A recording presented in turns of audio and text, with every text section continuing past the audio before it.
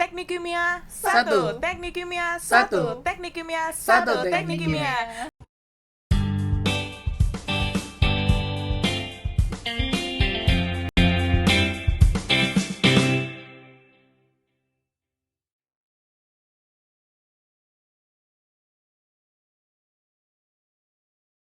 Hai chemical engineers, welcome back to Ngoce Ngobrol bareng Chemical Engineering, podcast santai bareng Arnek Teknik Kimia yang bakal ngobrolin hal-hal seru, relate, dan pastinya penuh tawa banget. Tapi sebelum itu, perkenalkan, aku Dea Octaviana Manurung dari Teknik Kimia Angkatan 2024. Di sini aku ditemenin sama teman aku. Dan aku Nazuri Putri Alia dari Teknik Kimia 24. Nah, halo semuanya, hari ini tuh kita bakal bahas ya sekitar seputaran teknik kimia yang pastinya relate banget sih, Dek. That's true ya Nawa, apalagi buat teman-teman chemical engineering di luar sana yang lagi juggling sama tugas, laporan, praktikum, rapat organisasi, atau bahkan yang lomba sana sini tuh yang bahkan kayaknya satu hari tuh 24 jam itu kayaknya kurang ya buat ngejalaninnya. Bener banget sih, Dek. Kadang tuh aku juga mikir ya, caranya supaya tetap waras dan juga balance di tengah pressure tugas dan juga laprak. Atau istilah di tekimnya itu biar keadaannya tetap steady state sih, Dek. Aduh, ini Mbak Nawa kayaknya kimia banget ya. Biar kita nggak cuman kita nih yang curhat, kita hari ini kedatangan tamu yang spesial banget yang bakal sharing pengalaman dan tips-tips kece tentang gimana sih caranya bagi waktu antara kuliah sama lomba supaya dalam keadaan tetap waras. Nah, untuk menjawab pertanyaan tadi, langsung aja ya kita kenalan dengan pembicara kita. Please welcome Mas Rian Hidayat. Halo semuanya. Wah, akhirnya bisa nongol juga nih ya Mas di Ngoce. Biar makin akrab nih tentunya boleh dong kita kenalan dulu sama Kimengers di luaran sana. Siapa sih sebenarnya sosok Mas Rian ini dan dari angkatan berapa? Terus kesibukannya apa sih Mas sekarang? Oke, boleh bangkit. Sebelumnya perkenalkan aku Rian Hidayat, bisa dipanggil Rian, dari Teknik Kimia Angkatan 2022. Ya mungkin sekarang selayaknya mahasiswa akhir ya, lagi sibuk skripsi atau enggak tugas akhir ya. Sibuk Sama banget. mungkin sambil lomba dikit juga ya. Wes, ini Aduh, keren banget ngeri sih ya, kalau keren ini. banget udah Merinding sibuk kita. kuliah, aktif lomba sana sini, tapi masih sempat hadir nih di Ngoce sama kita, impresif banget. Justru itu Keren. harus hadir di Ngoce pada kali ini buat sharing sama teman-teman Aduh, di semua. terharu. Keren banget kita. Kalau gitu boleh dong ya kita nanya-nanya dikit nih Mas. Soalnya Boleh, kita penasaran banget sama cerita Mas Rian yang katanya tuh aktif gitu ya di organisasi, tapi akademiknya tuh juga lancar loh Kimengers. Keren banget sih. Nah, daripada makin penasaran, langsung aja yuk kita masuk ke obrolan utamanya. Oke Mas, aku izin ya, pertanyaan pertama nih mau nanya. Kan Mas di kuliah di teknik kimia itu ya pastinya udah padat banget ya sama tugas Bener laporannya itu kayak numpuk padat, itu kayak nggak ada habis-habisnya gitu ya Mas. Tapi kayaknya Mas Rian nih masih sempat aktif ikut lomba sana sini. Kira-kira apa sih Mas yang bikin Mas buat mutusin untuk ngejalanin dua hal ini secara berbarengan seperti itu? Oke, ini menarik sih. Sebelumnya awal pertama kali aku ikut lomba itu tujuannya cuma satu, pengen tahu kompetensi aku terhadap dunia luar, tentang pengembangan di luar akademik. Awalnya itu. Tapi ternyata setelah lama-kelamaan ada beberapa hal yang memang nggak bisa kita dapetin cuma di kelas.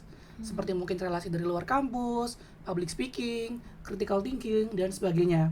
Tapi sebetulnya teman-teman, hubungan antara kuliah dan lomba itu bereratan dengan kuat. Dimana sebenarnya setelah ilmu yang kita pelajari di kuliah itu bisa kita aplikasikan dalam sebuah perlombaan. Artinya sebetulnya dua hal ini memang harusnya berjalan berbarengan.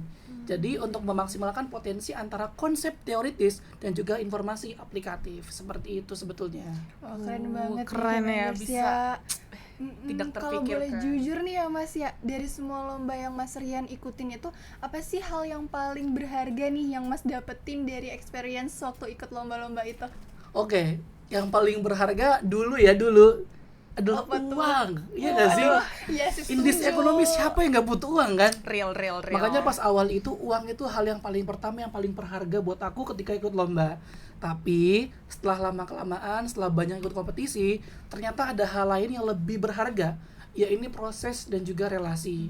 Dimana kalau lomba itu kan mostly berkelompok ya teman-teman. Dimana itu pasti ada angkatan bawah, ada angkatan atas. Nah kita jadi tahu nih kira-kira karakteristik tiap orang tuh beda-beda. Dan kedepannya kita juga pasti tahu ketika dapat kelompok yang sama dengan orang yang berbeda, itu kita sudah paham cara mengatasinya seperti apa. Nah kemudian juga relasi antar kampus itu sangat-sangat luar biasa ya teman-teman. Dimana bayangin ya kita ketemu sama anak-anak kampus top. 10 gitu ya. Ya banyak, kita aja kan nggak masuk top 10 ya. Nah kita kalau lomba kita punya kesempatan untuk diskusi sama mereka, punya banyak perspektif baru, sehingga Betul. ini merupakan salah satu yang paling jadi hal yang paling berharga lah buat aku ketika ikut perlombaan gitu. Keren ya mas. Tapi mas, untuk sepanjang perjalanan ikut lomba-lomba ini pasti nggak mulus ya perjalanannya, pasti banyak proses yang dilalui. Kira-kira pernah nggak sih mas di suatu titik kayak udah effort banget buat ikut lomba ini tapi ternyata hasilnya belum sesuai sama harapan mas?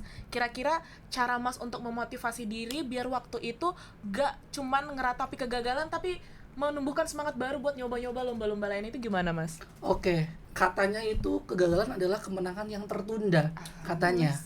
Aku ikut lomba dari awal semester 1 sampai sekarang, dan dari semester 1 sampai semester 3 itu semuanya kalah. Itu ada sekitar 15 sampai 20 lomba itu aku kalah. Yang pertama kali aku lakuin itu istirahat dulu. Ya, kita harus berbenah diri dulu kira-kira apa sih selama ini kurangannya. Nah, untungnya setiap perlombaan itu pasti ada evaluasi dari setiap dewan juri. Jadi selama 3 semester itu aku coba improve kira-kira kurangnya di mana, salahnya di mana, dan terus aku perbaiki. Dan akhirnya pada tahun kedua di semester 4 itu baru pertama kali aku tembus jadi juara gitu. Ya mungkin nggak mudah ya, tapi alasan yang paling berkesan lah buat aku, kayak kita coba berbenah dulu, kita lihat ke belakang. Sejauh ini kita buat apa sih, kayak 3 semester kalah terus berhenti sia-sia. Kita belum membuktikan bahwasanya kita itu bisa. Makanya coba teman-teman kalau misal ada satu momen yang teman-teman gagal, coba berhenti dulu, tenangin diri dulu dan lihat ke belakang. Kira-kira ngapain sih sampai sejauh ini? Nanti teman-teman temu alasannya. Gitu. Wah, keren banget. Nah, kalau misalkan nih Mas kita bikin skala 1 sampai 10, seberapa susah sih Mas tuh ngejaga balance antara kuliah dan juga sama organisasi? Terus di titik mana sih Mas Rian biasanya ngemulai, ini udah mulai nggak stabil nih, nggak bisa gitu? Oke, mungkin antara kuliah, organisasi atau lomba gitu ya. Sebetulnya teman-teman kalau boleh jujur, kuliah tuh tingkat stresnya 10, lomba cuma 5. Cuma setengahnya. Kuliah di TKM tuh lebih-lebih dari apapun menurutku ya. Nah, gimana caranya buat tetap seimbang? Ya kita juga harus punya skala prioritas, di mana kita harus tahu target dan tujuan kita itu apa. Dan perlu diperhatikan juga teman-teman, kita kesini itu untuk kuliah. Jadi jangan sampai salah kaprah. Kita kesini malah banyak ikut lomba tapi kuliah kita nggak diperduliin gitu loh. Jadi tetap aja teman-teman harus punya skala prioritas, di mana teman-teman harus fokus dulu sama kuliah, baru lomba itu hanya sampingan atau selingan saja. Nah, gimana caranya biar udah ngerasa udah nggak steady nih, udah nggak stabil. Ya ketika biasanya kalau ini ya, kalau ada banyak tugas deadline yang numpuk, terus barengan sama final juga, itu wah ini nggak bisa nih. Mungkin ada satu momen teman-teman harus lepas salah satunya. Dan yang dilepas itu bukan kuliah, tapi lombanya gitu loh. Gitu. Betul.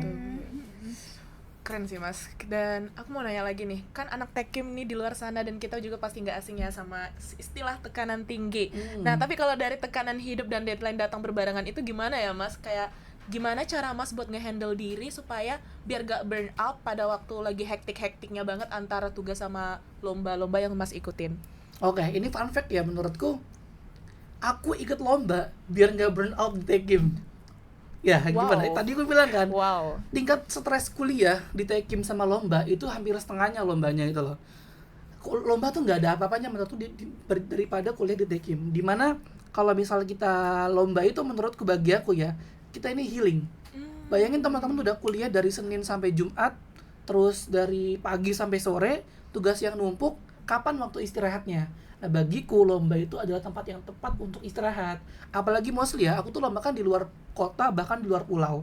Nah selama perjalanan itu aku tuh paling menikmati karena bisa refresh, tenangin diri, dan apalagi nanti ketemu nanti teman-teman di luar kampus tadi di sana itu lebih happy lagi karena bisa diskusi, bisa ngobrol bareng. Dan kita tuh kalau ketemu sama orang-orang keren di sana tuh mereka tuh nggak kayak ngerasa ngerendahin itu loh teman-teman, kayak bukan kampus top 10 ngapain diajak ngobrol, enggak kayak gitu.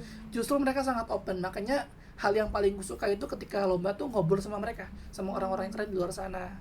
Dan mungkin ini bagi aku kan lomba sebagai healing ya, tapi buat teman-teman yang mungkin punya cara lain untuk healingnya itu nggak apa-apa. Yang penting jangan terbebani, karena pada dasarnya sesuatu yang terbebani itu nggak bakal bisa berjalan dengan lancar seperti itu. Wah, keren banget ya K-Mangers ya. Mas Rian tuh punya caranya sendiri gitu. Buat healing dengan lomba. Bener Betul, banget deh. healing dengan lomba. Dari pengalaman itu, Mas Rian sendiri pernah nggak sih ngerasa di posisi yang serba salah nih, Mas? Misalnya besok ada ujian, tapi malamnya tuh Mas Rian harus nyelesain proposal lomba ternyata. Gimana tuh caranya Mas Rian sendiri buat nentuin prioritasnya tanpa harus ngorbanin salah satunya tadi ya? Oke, baik. Sebetulnya teman-teman ya, kalau ikut lomba itu sudah ada timeline yang jelas. Dari awal pendaftaran sampai nanti ketika final. Dan aku pribadi gak pernah sama sekali ketika lomba itu berbarengan dengan hal besar seperti kuis, ujian ataupun proyekan. Jadi mungkin teman-teman juga kalau udah nanti mulai lomba itu bakal tahu kira-kira gimana mekanisme perlombaan itu berjalan. Dan kalau untuk case ini sebetulnya gak pernah terjadi dalam hidup aku ya, karena sudah sesuai dengan timelinenya masing-masing. Nah, penting juga teman-teman harus disiplin, dimana kalau teman-teman gak punya arah, gak punya timeline, itu pasti kacau. Tapi in this case, kalau misalnya memang benar-benar terjadi, ya kembali lagi, kita ini kan mahasiswa di sini buat kuliah ya. Betul. Tetap kita tinggalkan salah satu, karena kalau misalnya kita paksa untuk dua-duanya berjalan berbarengan dengan kondisi yang serupa, yang mepet, banyak tekanan, itu malah dua-duanya gak maksimal. Iya. Dan itu percuma. Mungkin teman-teman kalau case-nya memang gak bener-bener mepet bareng gitu, ya memang harus ada yang dilepaskan gitu. Seperti itu ya. Nah, aku mau nanya lagi nih Mas, dari pengalaman Mas selama ini yang sudah mengikuti begitu banyak lomba. Nah, menurut Mas ini kampus kita udah cukup ngasih ruang belum sih buat kita mahasiswa yang aktif ini ikut-ikut lomba, atau justru masih agak kaku dan belum terlalu mendukung aktivitas non-akademik yang seperti itu? Sebetulnya untuk kampus kita sendiri, UPN Veteran Yogyakarta sangat support ya. Dari mulai segi pembinaan, dari mulai segi pendanaan, sampai insentif pun tetap diberikan sama pihak kampus. Bahkan jurusan kita pun teknik kimia juga sangat membantu dalam proses mekanisme tersebut. Jadi nggak ada alasan buat teman-teman nggak mau ikut lomba karena susah katanya tuh. Enggak, akan dibantu sama teman-teman himpunan ya, terus sama jurusan juga. Dan nantinya teman-teman tuh yang paling spesial ya menurutku, kenapa aku tetap bertahan, pihak kampus tuh akan memberikan insentif teman-teman buat teman-teman yang ketika mendapatkan juara lomba. Misal ya teman-teman satu semester 6 bulan nih, sebulan 2 kali aja lomba menang juara 1. Nah, juara 1 kan insentifnya 5 juta ya itu tuh. Wow. 1 bulan 2 kali lomba juara 1 10 juta, dikali 6 60. Itu Waduh, kalau juara tapi Lumayan ya, lumayan banget. Ngeri. Makanya teman-teman nggak ada alasan buat susah lah ini itu. Lihat hadiahnya teman-teman, industri ekonomi ya, kembali lagi kita tuh butuh uang gengsi ini tuh. Jadi mau nggak mau kita harus tetap berjuang gitu, dapetin 60 juta itu gitu. 60 juta depan mata ya. Cuman itu Betul. sebagai motivator teman-teman. Oke. Nah, pastinya ada aja nggak sih Mas komentar kayak kebanyakan ikut lomba, kuliahnya kapan gitu. Nah, kalau misalkan nih Mas Rian dengar omongan kayak gitu, biasanya respon dari Mas Rian sendiri gimana? Dibawa santai, dibuktiin lewat prestasi, atau malah dijadiin motivasi nih? Oke, ini menarik sih. Kebetulan kan aku hidup di lingkungan teknik kimia yang hijau. Sama sekali aku nggak pernah dengar omongan kayak gitu. Green flag. Green flag Betul, banget green. ya. Ini teknik yang baik ya teman-teman. Ini teknik yang baik. Jadi alhamdulillah sejauh ini di teknik kimia ataupun mungkin di luar sana aku nggak pernah mendengar omongan tersebut. Tapi kalau misal nanti teman-teman mendengarkan hal tersebut, itu jangan pernah dihirauin aja. Jadikan motivasi aja. Kalau memang teman-teman ini bisa berkembang, teman-teman bisa menyeimbangkan antara kemampuan kuliah dan juga prestasi. Jadi anggap aja yang lalu itu tandanya mereka iri teman-teman. Mereka nggak bisa menjajarkan posisi mereka dengan posisi teman-teman gitu. Keren banget ya Dea. Abaikan aja udah.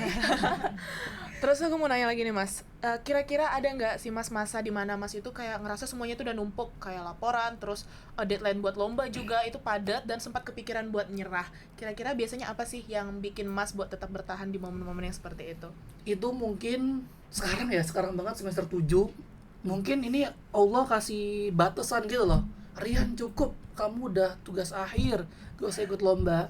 Nah dulu tuh aku sama sekali nggak pernah yang namanya keteteran antara lomba sama kuliah. Baru semester ini. Jadi mungkin sebetulnya bukan nyerah sih, memang tuh ada fasenya teman-teman. Jadi mungkin ketika awal masuk maba kita masih nggak tahu apa-apa, di semester 3, semester 5 mulai memuncak, dan semester 6, 7 tuh kurvanya makin landai. Kita harus fokus sama kuliah gitu loh. Betul. Jadi mungkin ini adalah batasan kalau memang manusia itu nggak boleh maruk ya teman-teman. Kita juga sebagai manusia itu harus sadar sama potensi kita, sama kemampuan kita. Jadi mungkin case-nya kalau misal ini bukan nyerah, tapi memang sudah waktunya aja sih untuk agak dikurangi dikit lah ya. Dikit ya, Dikit betul. gitu ya. Dikit. Iya betul. Dikit aja. Oke. Kalau misalnya ada adik tingkat nih Mas yang pengen banget ikutan lomba, tapi ternyata kita masih ragu sama Iya. apa sih yang harus disiapin gitu ya. Saran apa sih Mas yang bakal Mas kasih ke mereka bisa mulai dari langkah pertama tanpa rasa takut gitu? Mungkin biasanya pada bingung ya, kayak gimana sih, mulai dari mana sih Mas, bingung Iya, caranya betul. Iya, gimana, iya. dapatnya gimana sih, kok tiba-tiba juara. Sebenarnya kan nggak tiba-tiba ya teman-teman. Sebetulnya anak 23, 24, 25 tuh beberapa anak tuh, yang nggak beberapa sih, lumayan banyak udah mulai sering nanya ke aku DM gitu gimana caranya. Sebetulnya yang mereka tanyakan itu adalah tips and trick, gimana caranya membuat suatu lomba atau suatu karya lomba yang bagus. Nah, perlu diperhatikan ya, semua tips atau semua saran dari pembicara motivator di luar sana itu nggak akan bekerja kalau teman-teman nggak dimulai. Jadi kuncinya itu teman-teman mulai sendiri. Misal teman-teman tertarik sama lomba esai, dari awal teman-teman ikut dulu aja. Nanti tips atau informasi atau rahasia esai itu teman-teman buat sendiri formulasinya, nggak dari orang lain. Karena semua arahan atau semua ide dari orang lain tuh belum tentu cocok sama kita. Jadi caranya yang pertama itu teman-teman mulai dulu aja. Nanti hasilnya belakangan. Nanti kalau udah mulai ketemu hasilnya baru diperbaiki, dievaluasi, dan teman-teman pasti akan tahu formulasi atau kunci rahasia jadi juara lomba itu seperti apa. Karena formulasi bukan dicari tapi ditentukan sama teman-teman gitu. Bikin Oke, formulasi oke. sendiri berarti ya, Betul. Mas. Nah, mau nanya lagi, boleh dong di-spill 3 tips andalan versi Mas Rian Hidayat untuk bikin tetap reaksi dalam keadaan stabil di tengah Asik. padatnya jadwal kuliah dan lomba ini yang dar ini. Tips simple tapi ngena gitu, yang Mas udah buktiin sendiri itu ternyata berhasil. Betul. Yang pertama itu tujuan atau target ya. Teman-teman kalau mau ikut lomba, ya nggak cuma lomba sih, semua pun kalau teman-teman punya tujuan, itu pasti akan terarah. Teman-teman harus bisa lihat kira-kira pada tahun pertama, tahun kedua, tahun ketiga, tahun keempat, itu targetnya apa. Nanti ketika teman-teman punya tujuan, punya target, itu akan kelihatan arahnya akan kemana. Seperti itu. Yang kedua, eksekusi. Jangan cuma diniatin doang, dieksekusi, dikerjain. Kalau udah punya tujuan, dikerjain. Disiplin sama tugas, timeline yang jelas supaya akan mudah untuk mendapatkan tujuan tersebut. Dan yang ketiga, evaluasi. Kita walaupun teman-teman nanti mungkin udah banyak menang lomba dan sebagainya, udah jago banget lah, udah diundang sampai luar negeri mungkin nanti ya. Jangan lupa yang namanya evaluasi. Setiap manusia itu punya salah, punya improve, dan ilmu pengetahuan itu berkembang.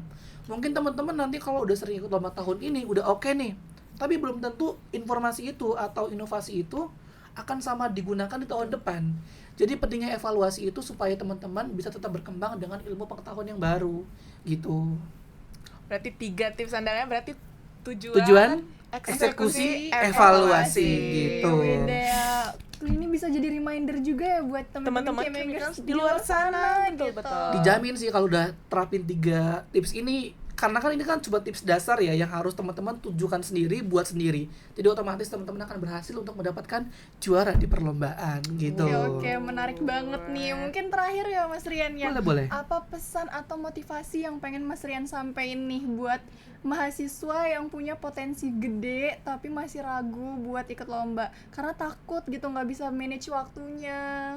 Gini, kadang maba sih biasanya mikir tuh karir itu dimulai setelah kuliah. Padahal sebenarnya karir itu dibuat dari sejak teman-teman masuk bangku kuliah. Bukan selesai ya, baru masuk. Kita semua anak teknik kimia, banyak nih jurusan dari teknik kimia dari kampus luar sana yang mungkin lebih bagus ataupun enggak. Semua akan dapat gelar yang sama, ST, sarjana Betul. teknik. Tapi kira-kira apa yang membedakan teman-teman dari orang-orang di luar sana? Ya salah satunya adalah dengan ikut lomba, punya banyak prestasi. Dan teman-teman jangan mikir kalau misal karir itu dibuat dari ketika lulus kuliah, tapi dari sekarang. Dengan itu ikut lomba, teman-teman akan mulai nyusun portofolio, punya relasi yang banyak, itu akan memudahkan teman-teman menunjang karir ke depannya. Karena memang kampus itu kan tahap bersiap untuk karir. Jadi kalau kita jauh lebih selangkah lebih tahap itu teman-teman akan mudah untuk mendapatkan karir yang terbaik di suatu saat nanti ketika lulus kuliah. Itu buat teman-teman yang nanti pengen lanjut langsung berkarir ya. Tapi kalau buat teman-teman yang untuk mau S2 atau jadi akademik, itu juga sangat penting. Karena base-nya lomba itu kan research. Itu juga merupakan basic yang harus digunakan, yang harus dipunyai semua akademis. Jadi mau jadi akademik atau mau jadi penunjang karir, Betul. pekerja, itu potensi itu teman-teman harus gali ya, jangan sampai nyesel. Karena teman-teman, potensi itu nggak bisa kita dapat kalau kita diem aja, lama-lama akan terkubur. Dan di luar sana banyak orang yang takut sama potensi teman-teman. Jadi ayo ditunjukin, dibuktikan gitu. Wah, keren banget ya Dea hari ini. Dari Mas Rian sendiri tuh udah banyak banget lah teman-teman Kimigers di luar sana. Kita dapat banyak banget insight gitu dari Mas Rian ya Dea. Gak kerasa banget ya ternyata deh obrolan kita tuh udah sampai di penghujung episode. Cepet banget. Padahal seru banget loh Mas topiknya. Iya, padahal masih mau dengerin dan nanya-nanya lagi ke Mas Rian. Ini kayak dari tadi tuh kita ngobrol banyak banget ya insight, belum lagi tips and trick yang bisa kita ambil, terutama gimana cara ngebalancein di antara ikut lomba sama di perkuliahan di akademik. Nanti bisa lanjut di belakang. Masih Aduh, panjang, waktu masih boleh, panjang boleh, ini. boleh. It's not the bad sih Mas. Amazed banget kita sama Mas Rian ya Dea. Jadi makin kebukti kalau misalkan aktif di organisasi itu nggak selalu harus ngorbanin akademik nih Kimengers. Asal kita itu bisa manage waktu dan tahu nih mana yang harus diprioritaskan terlebih dahulu. Betul. Dari kita big thanks banget buat Mas Rian Hidayat for sharing. Kayak dari cerita Mas Rian tadi kita jadi dapat banyak insight baru soal gimana cara ngebalancein antara lomba dan kuliah. Iya bener banget. Appreciate thanks to Mas Rian ya. So jadi buat kalian yang lagi berjuang di dunia perkuliahan juga nih teman-teman dan organisasi juga, semoga obrolan kali ini itu bisa jadi motivasi juga buat kita tetap semangat dan juga enjoy tentunya buat ngejalaninnya Dea. Dan jangan lupa buat teman-teman semua share episode ini ke teman-teman kalian yang pastinya lagi butuh suntikan semangat nih biar makin semangat ngejalanin kuliahnya. Sampai ketemu lagi di episode selanjutnya dari Ngoceh, Ngobrol bareng Chemical Engineering. Stay curious and keep reacting Chemengers. Teknik kimia Satu. Teknik kimia Satu. Teknik kimia Satu teknik kimia.